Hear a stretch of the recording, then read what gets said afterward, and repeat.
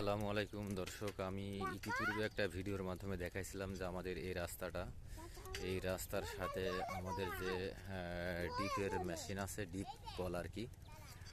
বলছিলাম যে ইরির মৌসুমে এখান থেকেই মূলত সেচের কার্যক্রমটা পরিচালনা করা হয়। তো ঠিকই আজকে দেখেন এই ডিপ কিন্তু স্টার্ট দিয়েছে এবং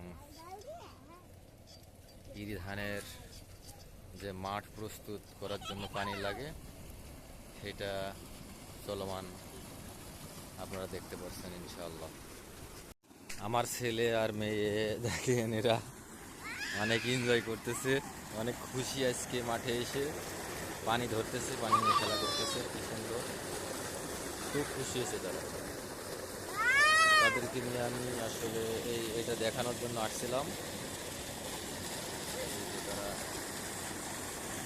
খুব হ্যাপি ফিল করছে, খুব খুশি হয়েছে, পানি দেখবে, ডিপের পানি দেখবে। তাই তাদেরকে ডিপের পানি দেখানোর জন্য আমি নিয়ে আসছি, যে তারা খেলা করতেছে পানি।